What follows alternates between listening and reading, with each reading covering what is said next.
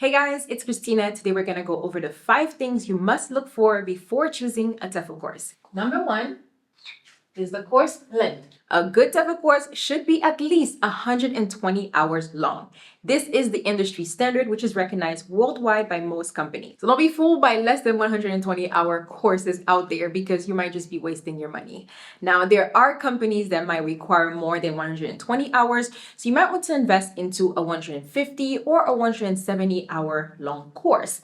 This is just going to give you a competitive edge. However, 120 hours is what is mostly recommended. Now, more hours doesn't always mean better quality, which is why tip number 2 is to focus on accreditation. If there is one thing that you guys take from this video, please remember that it is crucial to make sure that the TEFL course you are getting is accredited in order for you to have a good teaching career. Let me show you how to verify. Check the course provider's website. You want to look for accreditation logos because good reputable courses will have the accreditation logo on their site. Now, you also want to verify that the information is legit. So don't just rely on the logo. You want to also look at the detailed information about the accreditation. For example, here on the International Open Academy website, the 120-hour TEFL course says it is accredited by ICOS. You might be wondering, what is ICOS? Well, do your research. ICOS stands for the International Council for Online Education Standard, and it's dedicated to enhancing the quality and standard for online education programs. This course is also accredited by the CPD. The CPD stands for Continuous Professional Development, and its sole purpose is to maintain high standards in the online education industry. Check for testimonials and reviews. You want to inquire about possible rejections. And what I mean by possible rejections is that there's some people that have bought TEFL courses, and then when they applied to a job, let's say abroad or maybe online, and they told them that that TEFL course was not viable. So you want to make sure that that course is accredited. So read those 1-star reviews. The next thing to consider is the course content and curriculum. Most TEFL courses teach about the same thing. Let's think about it. Their focus is to help English speakers teach the English language.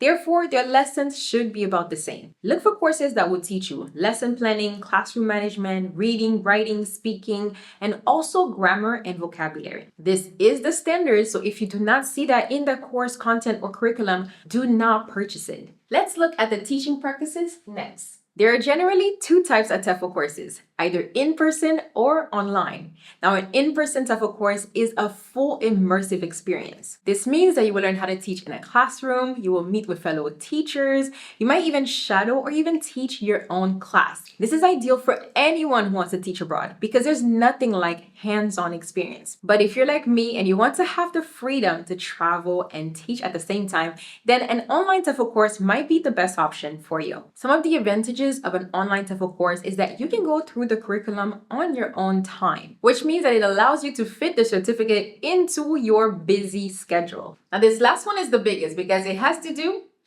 with price. There are TEFL courses that cost thousands of dollars. Now, what makes one TEFL course cost $1,500 and another one $50?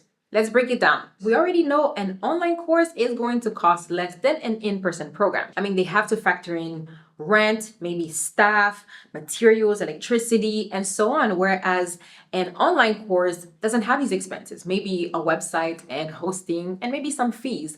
Now, does that mean that a $1,500 course is the best option? Not necessarily, because it's going to depend on your career goals. If you're still unclear on which one to choose, let's do this little exercise to help you clarify which one is the best option for you. Take out a sheet of paper and a pen, and let's start writing. Number 1.